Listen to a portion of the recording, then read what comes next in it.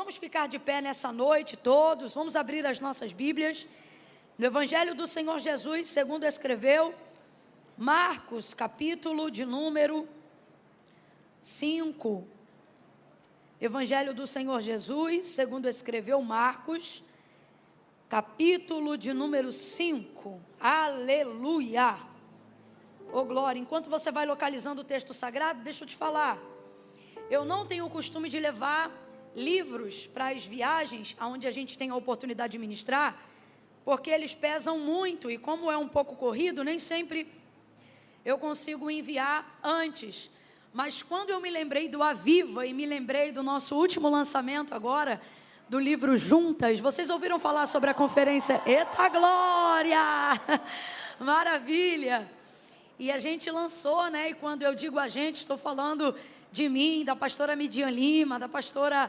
Raquel Lima, da Gabriela Lopes, mulheres que acredito que vocês conhecem, já estivemos juntas algumas vezes, e a gente fez uma conferência para a glória do nome de Deus, e o Senhor nos abençoou muito, e uma das coisas que o Senhor fez por nós, foi nos dar a direção de fazer o lançamento desse livro, o livro Juntas. Juntas, apesar de parecer apenas uma palavra que comunica a unidade, na verdade ele é uma junção de siglas que manifestam o propósito da nossa unidade.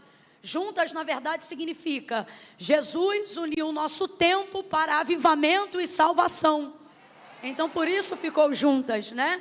São 4 ministérios unidos em um propósito que Deus nos confiou, a fim de abençoar a vida de outras mulheres, dentro da nossa nação e fora. E aí veio a conferência, junto com a conferência um livro. Cada uma de nós tem um capítulo dentro desse livro. Aquilo que o Senhor tem proporcionado nesse tempo para cada uma de nós, nós compartilhamos com vocês.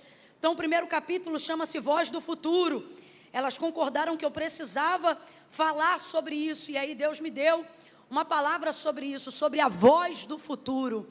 E aí a gente fala sobre o ministério profético, sobre como se manifesta. Camila, quem é a voz do futuro?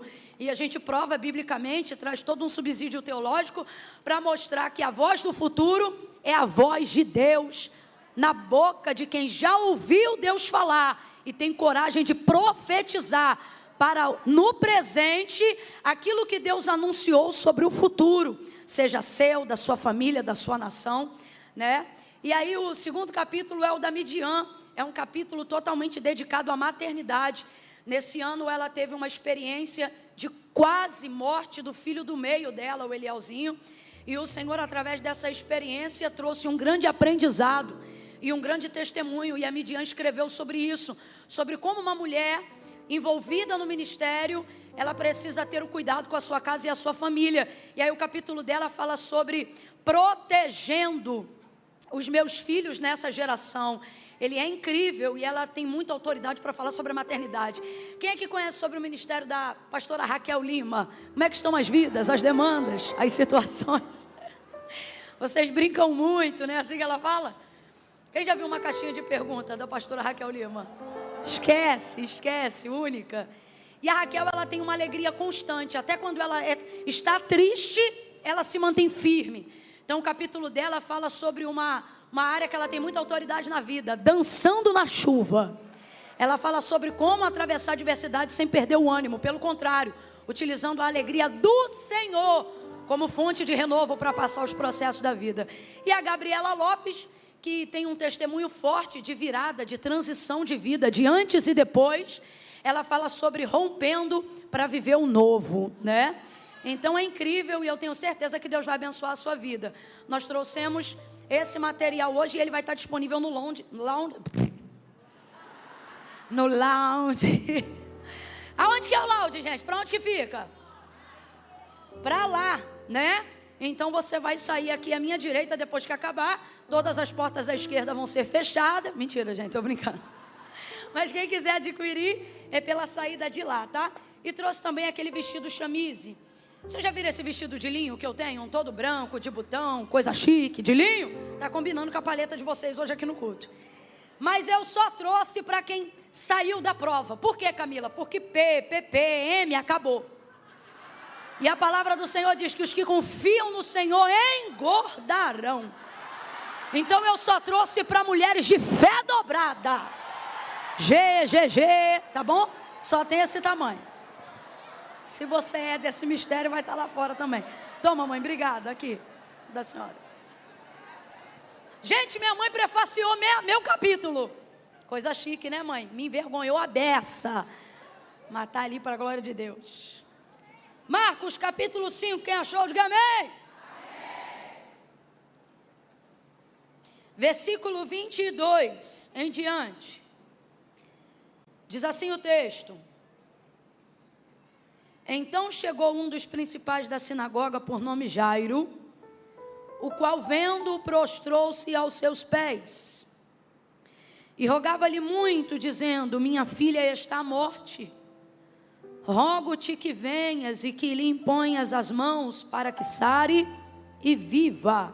Vou repetir. Rogava-lhe muito, dizendo: minha filha está à morte. Rogo-te que venhas e que lhe imponhas as mãos para que sare e viva. Pelo que Jesus foi com ele. Diga assim comigo: e Jesus foi com ele. Diga: Jesus foi com ele. E grande multidão o seguia, comprimindo. Agora preste atenção, do versículo 25 ao versículo de número 34, a mulher do fluxo de sangue vai tocar na orla das vestes de Jesus e vai ser curada. O texto diz que a hemorragia, quem conhece essa história? Há quantos anos ela era hemorrágica? Pronto. Vai estancar do seu corpo e ela vai ser curada. No caminho que Jesus seguia indo para a casa de Jairo. Mas essa história hoje é sobre Jairo. Então vem comigo para o versículo 35. Volte-se a Jairo. Estando ele ainda falando, chegaram alguns da casa do principal da sinagoga. Quem é o principal da sinagoga, gente? Quem é o principal da sinagoga? Jairo, isso. E disseram a ele: a tua filha está morta. Por que incomodas o mestre? Porém Jesus, tendo ouvido essas palavras, disse ao principal da sinagoga: não temas, crê somente. Diga amém por essa palavra. Senta ainda não, vou contar de 1 a 3. Quando eu disser 3, você vai olhar para quem está ao seu lado e vai dizer assim para esta pessoa: mantenha a expectativa. Não contei até 3 ainda. É muita expectativa. No 3, você vai dizer: mantenha a expectativa. Fala firme, tá bom? É 1, é 2, é 3. Libere aí. Senta dando glória a Deus aí nessa noite. Aleluia. Fica firme. Fala para umas 2 aí de fica firme. Fica firme, creia. Aleluia. Fica firme, minha irmã. Fica firme.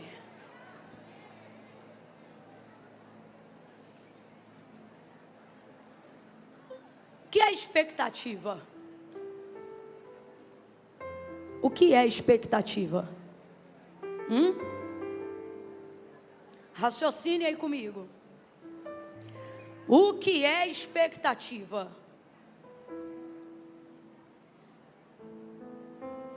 É a espera desejosa. Eu não vou nem dizer ansiosa, tá? É a espera desejosa, esperançosa, positiva, de algo que eu quero muito que aconteça. Expectativa. Expectativa não é igual a ansiedade. Expectativa não é excesso de futuro, é certeza de futuro. De algo que eu desejo, de algo que eu quero muito receber. Isso é expectativa. Existem pessoas, até mesmo no meio cristão, que ensinam os outros, em razão das frustrações que já viveram, a não gerarem expectativa. E fazendo isso, contrariam a realidade bíblica da fé. Porque fé não é um sentimento. Fé não é um desejo aleatório. Fé não é um pensamento positivo. Fé é a certeza a espera que eu tenho no cumprimento de uma palavra que não falha.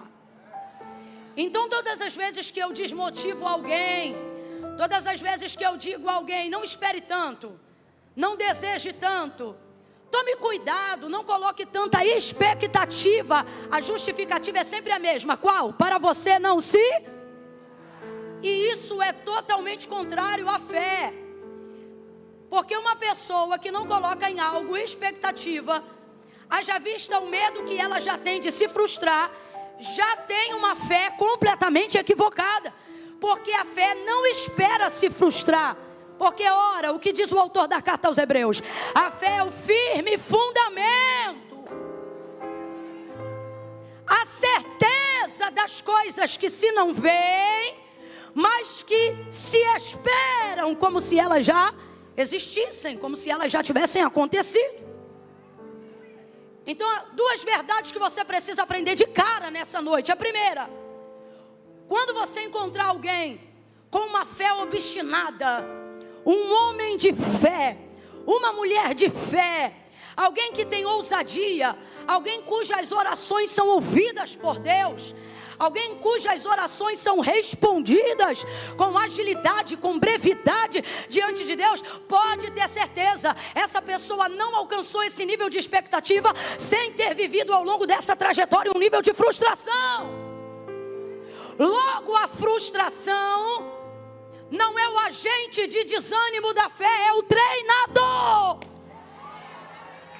Para que a fé dessa pessoa seja aferida, medida, se realmente é uma fé bíblica, uma fé genuína, uma fé baseada na palavra, ou apenas um sentimento cujas circunstâncias da vida movem e removem a hora que elas quiserem. Ora, a fé é a certeza das coisas que se esperam, prova daquelas que eu não vejo, mas que tenho certeza que aconteceram. Estão prontas. Essa é a fé verdadeira. Essa é a fé genuína. Agora vamos lá, tem níveis de fé. Se não existissem níveis de fé, vamos falar grosso modo para todo mundo entender, tamanhos de fé. Se não existisse isso, Jesus não teria dito, por exemplo, dentro da embarcação, quando os discípulos precisaram acordá-lo para apaziguar uma tempestade, não teria ele dito para eles, homens de pequena fé, por que vocês ainda são tão tímidos? Essa fé, na verdade, que ele está falando é uma fé minúscula. Essa fé eu considero que ela seja menor do que um grão de mostarda. Quem aqui já viu um grão de mostarda? Alguém aqui já viu um grão de mostarda? É pequeno ou não é? É pequeno ou não é? Gente, é tão miúdo, é tão miúdo, é tão miúdo, que se a pessoa não estiver bem focada nele, ela não consegue enxergar se ele estiver no meio de outras coisas, de tão pequeno que é. Porém, olha o que Jesus disse, é pequeno, mas é real. A comparação, na verdade, no texto, se mostra para algo que nasce no espiritual, mas que rompe no físico.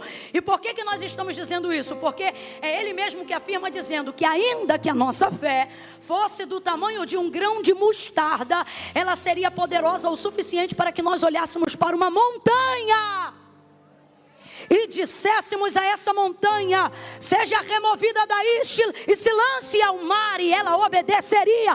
Agora veja, se você pode remover uma montanha com uma fé do tamanho de um grão de mostarda, quando Jesus fala, por exemplo, que seus discípulos têm uma pequena fé, a que ele está se referindo então? Diga para mim, o que é mais difícil? Apaziguar uma tempestade territorial ou dizer a uma montanha, se lance ao mar?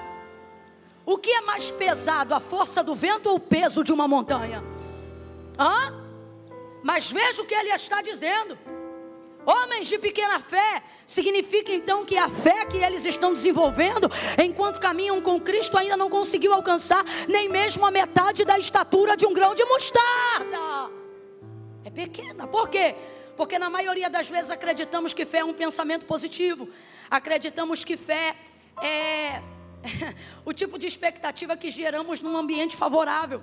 Mas na verdade fé tem a ver com a palavra que eu recebi. Fé não tem a ver com o que eu sinto. Fé tem a ver com o que eu sei da palavra que foi liberada ao meu respeito. Quando eu sei que essa palavra foi liberada da boca de Deus, ela não volta vazia, ela dá uma garantia em cima de si própria. Ela não volta vazia, mas antes ela vai e faz aquilo que lhe apraz. Minha fé não dá para Deus o poder de fazer nada. Minha fé não dá para Deus o poder de fazer nada. Quando eu creio em Deus, isso não dá para Deus mais poder do que Ele tem. Minha fé não é mola propulsora para Deus ter poder para fazer milagre. Escute isso. Quando eu creio em Deus, Ele pode. Quando eu não creio, Ele continua sendo o Deus poderoso que Ele sempre foi. Mas o que a palavra de Deus diz sobre a necessidade de termos fé? Preste atenção. É necessário que todo aquele que se aproxima de Deus creia que Ele existe e que Ele é galardoador daqueles que o buscam. Ter fé em Deus não tem só a ver com agradar a Deus, mas é a única forma de receber de Deus aquilo que Ele quer me dar. É a única forma de receber de Deus aquilo que Ele tem poder para me dar. Ao compreender a medida da fé, redobre a sua atenção. Ao compreender a medida da fé, eu não creio para Deus ter poder de fazer nada. Eu creio para que eu tenha poder de receber o que Deus já fez ou quer fazer na minha vida. Se a fé fosse uma moeda material, eu queria que você entendesse agora isso aqui. Ela não seria a moeda de depósito, ela seria o cartão de saque. O que seria o depósito? O depósito é a palavra. Deposita a palavra, manifesta a expectativa. Em que está a sua fé?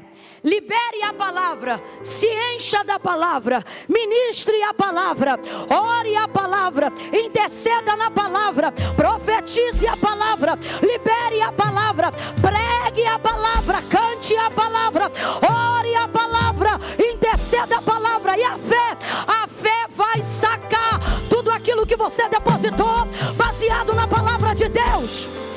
Então eu não falo o que eu penso, eu não falo o que eu sinto, porque o que eu sinto muda, e o que eu falo está submetido a circunstâncias de tempo, está submetido a circunstâncias de espaço, mas o que Deus falou rompe a atmosfera, a estratosfera, rompe o que é físico, rompe o que é espiritual e se manifesta para fazer cumprir aquilo que Ele falou. Falaria e não cumpriria, diria e não faria. Ele não é homem para que minta, nem filho do homem para que se arrependa. Creia agora, porque a nossa fé está tão vulnerável, porque as notícias do jornal te assustam, porque você dá mais crédito à mídia do que a palavra de Deus liberou a seu respeito. Deus nunca dependeu de circunstâncias favoráveis para fazer cumprir palavra. A palavra de Deus não está ligada às circunstâncias humanas. Ela não depende de apoios, de esteios humanos para se cumprir. Mas a verdade é que nós somos ótimos para manifestar o que sentimos, mas fracos para manifestar o que sabemos. Vou falar rasgado que é para todo mundo entender. A maioria de nós que está aqui ainda não subiu a medida da fé que Deus nos garantiu pela sua palavra, não porque não temos palavra, mas porque sentimos ela, mas não manifestamos. A gente crê, a gente sente, mas tem vergonha de manifestar, porque a verbalização ou a manifestação de uma palavra liberada da parte de Deus para nós, quando ela sai da área do sentimento, quando ela sai da área do espiritual e ela entra no físico, seja pela expressão das libras, seja pela expressão audível do som da sua voz, você está confrontando, esfregando, rompendo na cara daquilo que é físico e é carnal, que você crê que o que é espiritual governa sobre o que é natural, que as coisas que ainda não são aos olhos dos homens, já são para aqueles que receberam da parte de Deus uma palavra. A maioria de nós sente. Se não sentíssemos, não faríamos eventos como esses. Se não crêssemos, não ficaríamos aqui de manhã, de tarde, até agora. O ambiente profético atrai. E por que ele é tão atraente? Porque você ama ouvir o que Deus está falando sobre o teu futuro. Você ama ouvir uma realidade que confronta a realidade do teu presente. Só que este momento acaba e às vezes a sua vida não muda. E por que não muda? Porque nem sempre Deus usa a minha fé para mudar a tua casa. Porque Ele está usando as circunstâncias da tua casa para aumentar a tua fé. Escute, e a única maneira de aumentar a tua fé não é vindo aqui apenas e ouvindo. Essa é uma parte, completa para mim por favor. Essa é apenas uma. Abre a boca, essa é apenas uma. Porque a fé vem pelo ouvir, e o ouvir da palavra.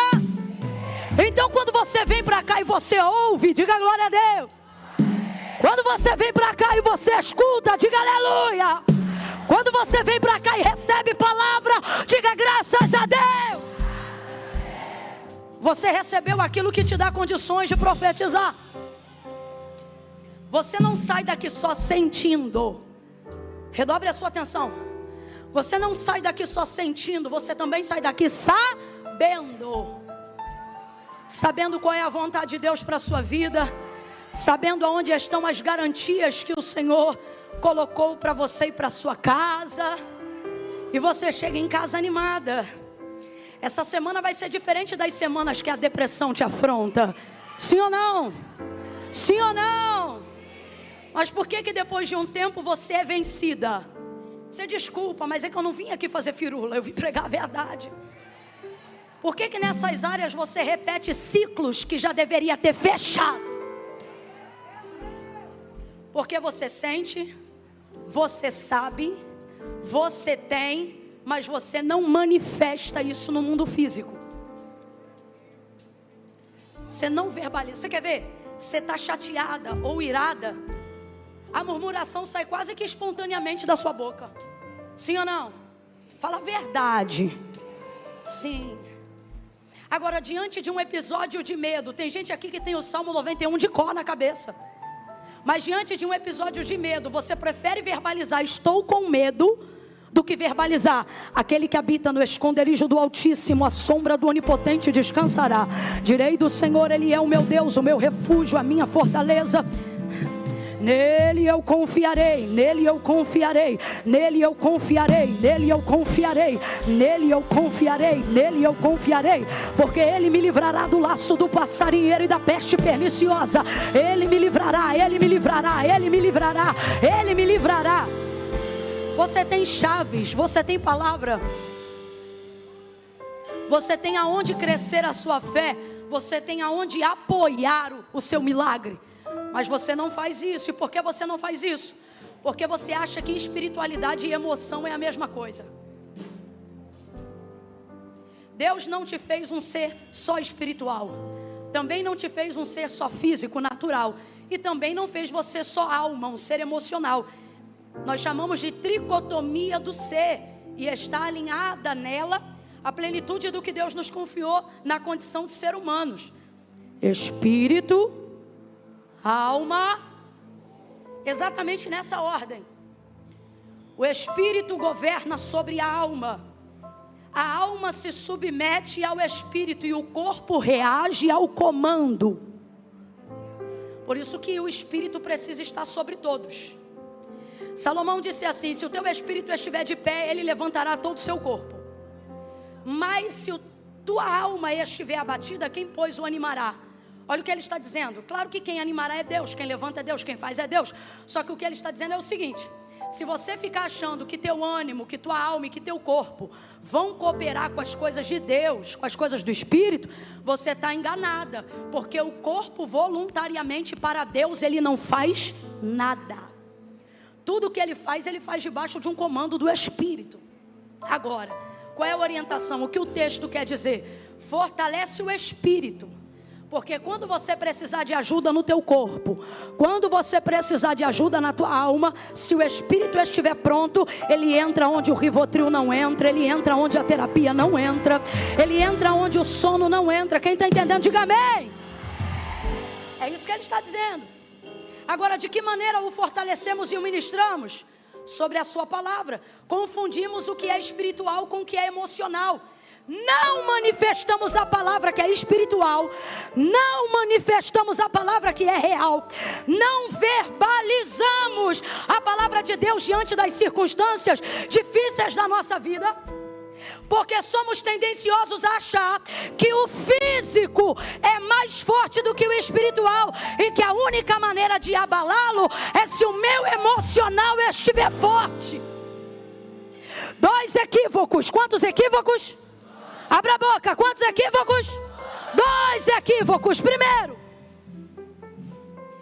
achar que tudo que é espiritual, por ser translúcido, transcendental, por não ser visível aos olhos humanos, tende a parecer mais fraco. Eu não vejo, eu não toco, então tende na nossa mentalidade humana e carnal a parecer que tal coisa é mais fraca.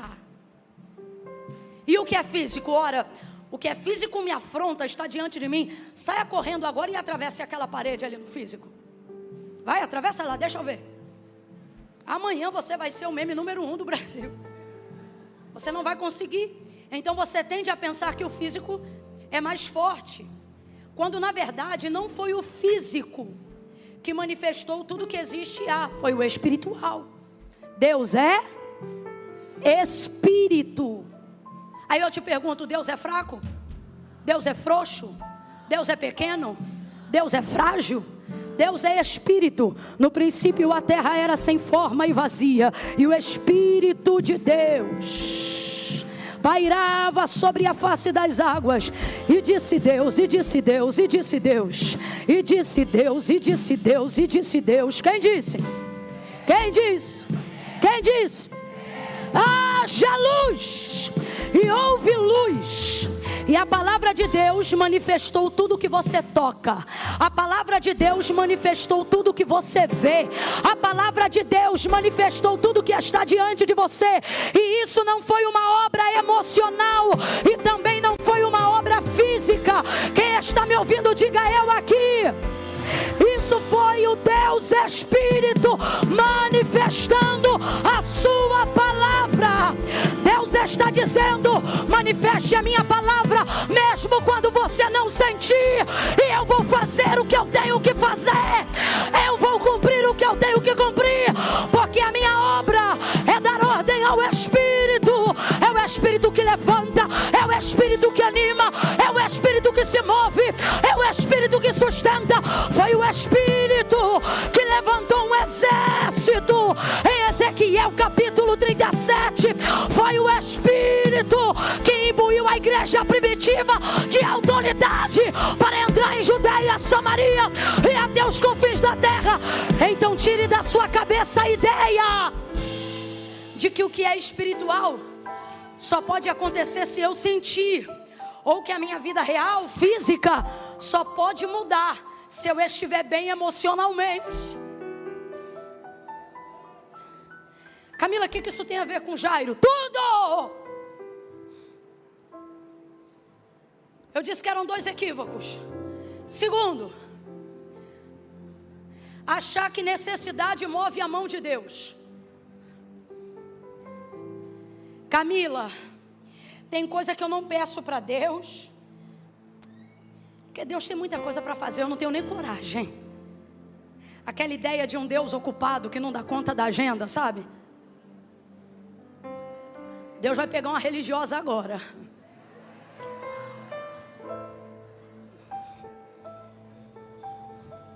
Aquela ideia de que Deus só pode ouvir, dar atenção ou colocar em escala de prioridade as orações que são pela vida, pela saúde de alguém, porque essas sim são coisas importantes demais para Deus fazer.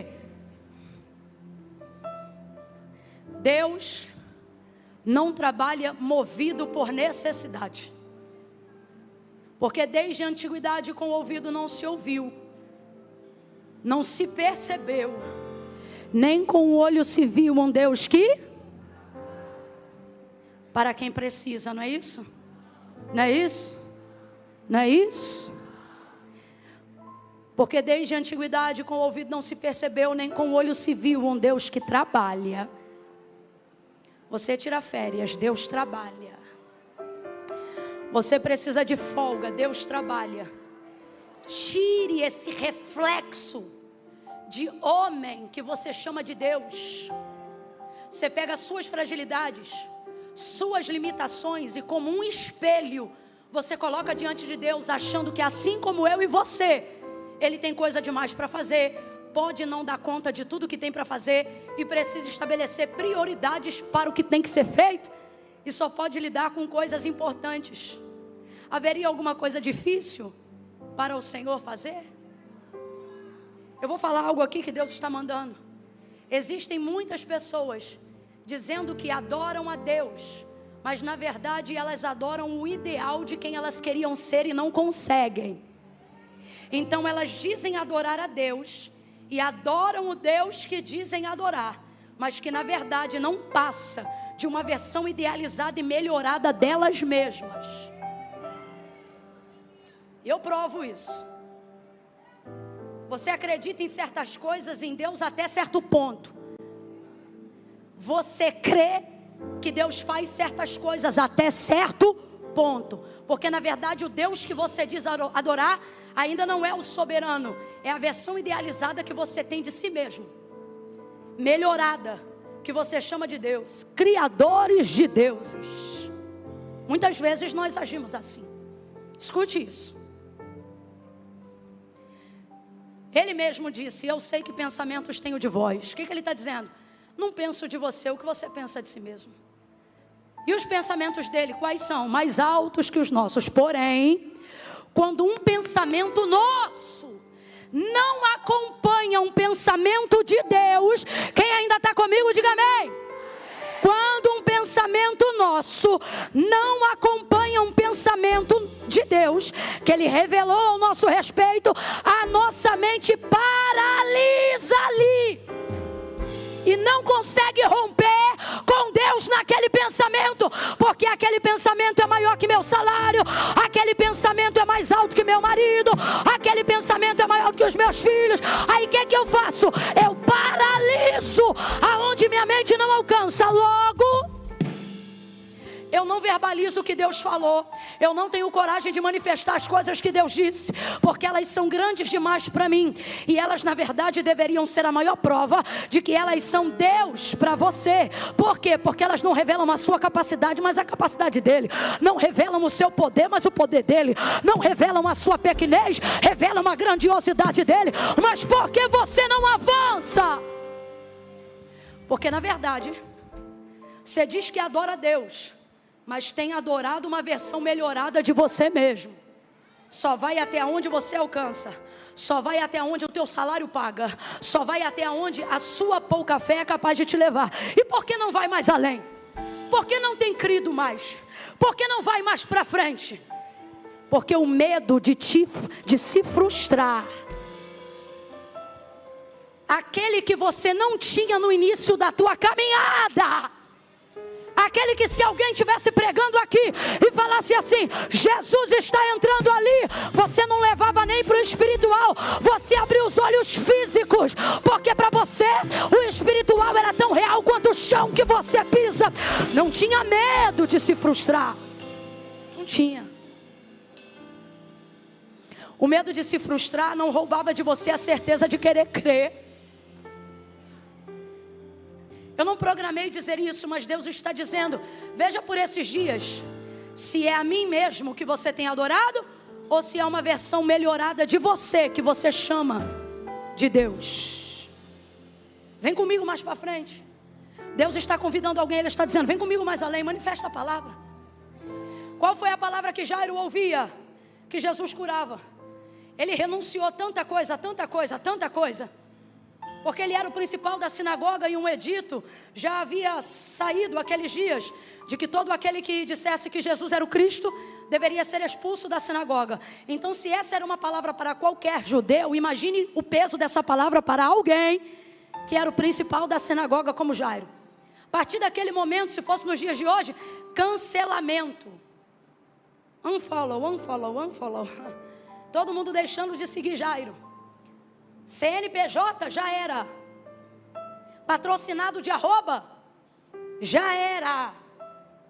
E ele renunciou tudo isso porque entendeu que a vida era maior do que o status, do que o cargo, do que o poder.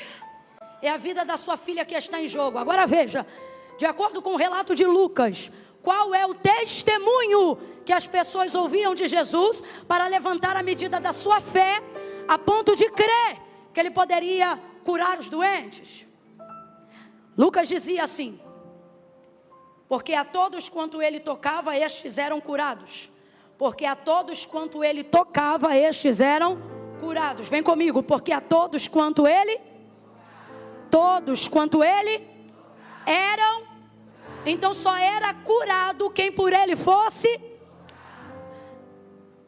Por isso Jairo diz assim: mestre, rogo-te que venhas comigo ou na minha casa e imponhas as mãos sobre a minha filha.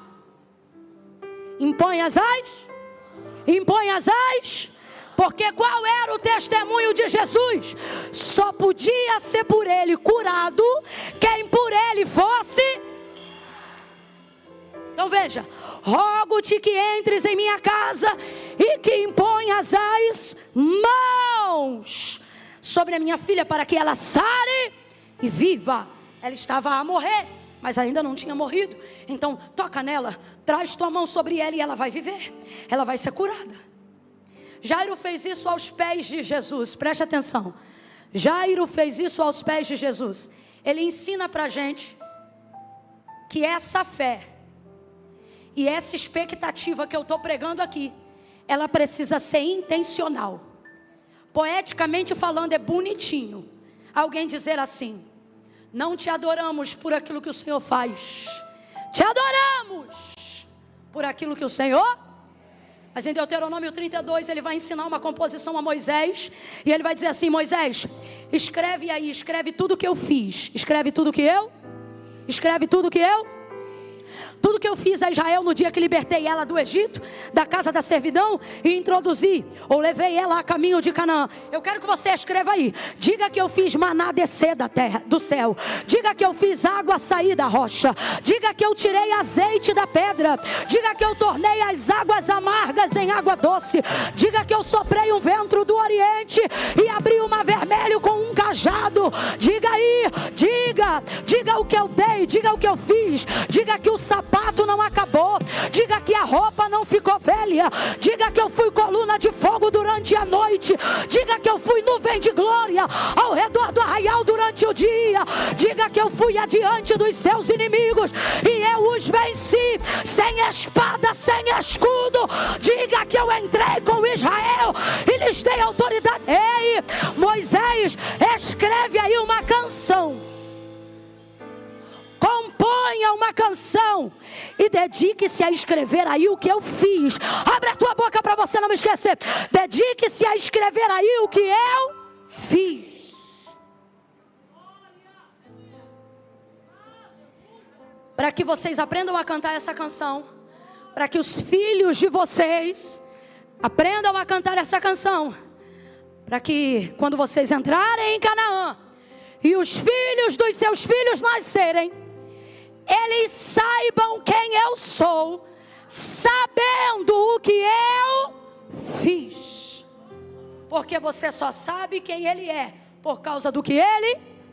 Você não temeria um Deus que não conhece a força de seu braço.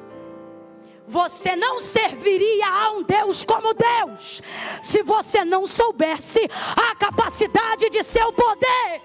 Por que você o faz? Porque você sabe. Depois de um tempo, você até aprende a amá-lo pelo que ele é, mas só se compromete com ele por causa do que ele fez. Ah, Camila, eu não gostei disso, discordo. O problema é seu. Que Deus trate da nossa hipocrisia até a raiz.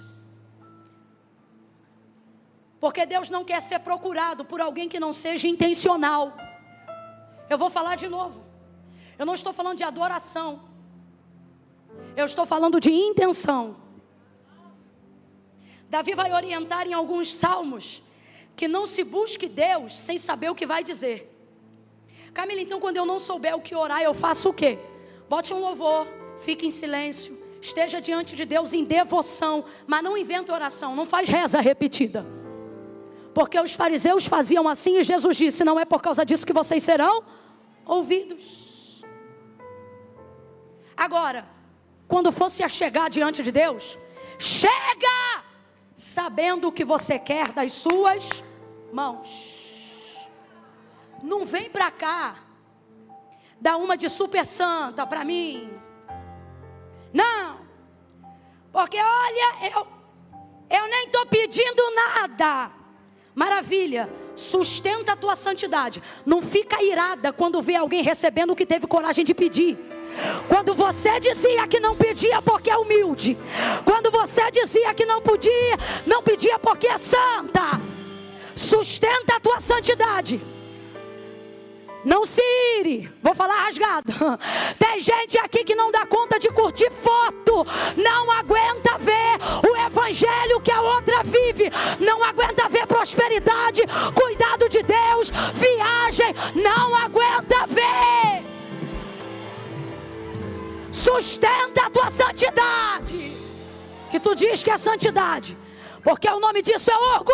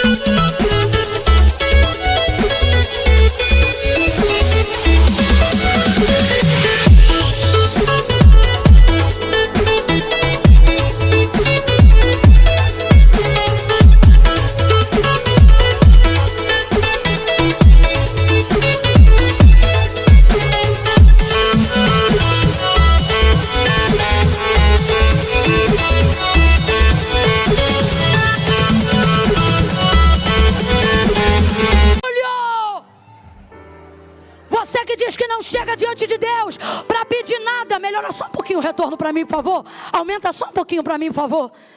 Você que chega diante de Deus e diz, eu não vou pedir nada, ou eu não quero pedir nada, porque eu já estou grata por tudo que eu tenho. Maravilha, ok, Deus te preserve. Mas dá continuidade a isso quando vê os outros tendo coragem de pedir e receber o que você um dia não quis. Seja intencional. Levanta a mão direita o mais alto que você puder. Coloca a esquerda na mesma altura. Quem está aqui desde a tarde, diga glória a Deus. Sacode os braços para ver se teu desodorante está funcionando. No 3, não para não. No 3, você vai botar a mão no ombro de quem está do teu lado. Vamos embora, reaja, calma. No 3. E vai dizer para essa pessoa, seja mais intencional. Que caia por terra agora toda religiosidade, toda falsa doutrina. Que caia por terra agora todo sentimento que te afasta da paternidade de Deus em Cristo. Que caia por terra agora todo farisaísmo, toda hipocrisia que sobre justificativa de uma falsa santidade me afasta de um Deus verdadeiro. 3, bota a mão no ombro dela e diga, seja intencional, seja intencional. Pede-me o que queres. Ele está dizendo a alguém aqui, pede-me o que queres, pede-me o que queres. Fala comigo o que você precisa. Para de esconder de mim a verdade e as necessidades do teu coração. Seja verdadeira, seja verdadeira, seja verdadeira, seja verdadeira, seja intencional, seja intencional.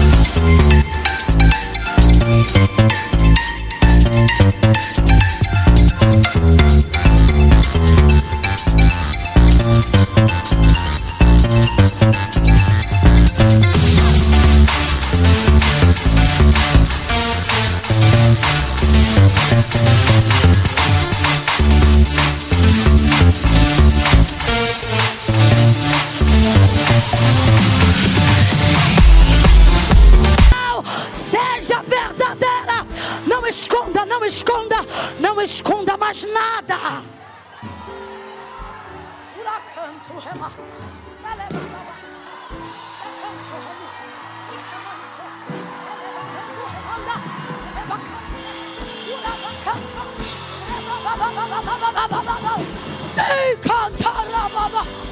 Seja intencional. Intencional. Ei. Não é necessidade. A palavra-chave aqui hoje é o quê? Expectativa. Grite aí, qual é a palavra-chave? Qual é a palavra-chave?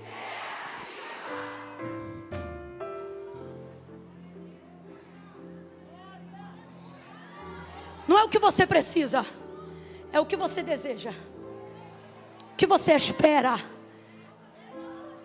Camila, até onde vai Deus por mim? Até onde sua fé vai por Deus.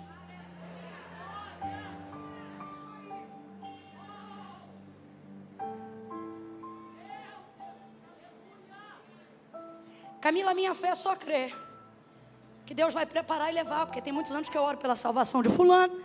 Fulano ainda não se salvou, pois é o que vai acontecer. Deus vai preparar e vai levar. Agora tem gente que tem um marido, um avô, um tio, um filho na mesma idade que o seu, com um problema igual ou pior do que o seu, e não está dizendo Deus prepara e leva, porque a fé dela é: Deus, eu quero ver esse menino servir a tua casa, eu quero ver esse cachaceiro virar obreiro na tua presença, eu quero ir uniformizada para a igreja com ele no domingo de manhã e à noite. Essa é a minha expectativa, é assim que eu vejo. Porque não é necessidade, é expectar. Qual era a expectativa de Jairo? Se ele colocar a mão, a minha filha vai ser curada. Jesus vai com ele. Só que no caminho tem uma mulher que tem uma fé maior do que a dele. Olha para quem está do teu lado e diga assim: no caminho do que você quer ver Jesus fazer. Diga de novo: no caminho do que você quer ver Jesus fazer, vai ver também Ele fazer coisas maiores por outras pessoas que não tem nada a ver com você.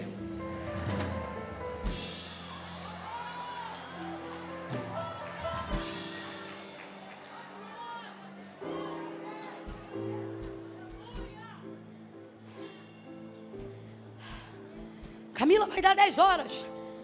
Quem não tem expectativa para aguentar mais, vai na paz. Mas eu vim com muita expectativa. Camila, estou percebendo. Maravilha. Quem quer entrar nesse mesmo nível, vem comigo nadando de braçada. Porque eu vim debaixo de uma fé que ainda antes que o ano de 2023 tem. Vem cá. Alguém precisa do 31 de dezembro para começar uma virada. Mas quem veio no Aviva 2023 e aguenta ir até o fim, vai ter existe 31 de dezembro. É no caminho, é no caminho, é no caminho. Aumente a sua expectativa.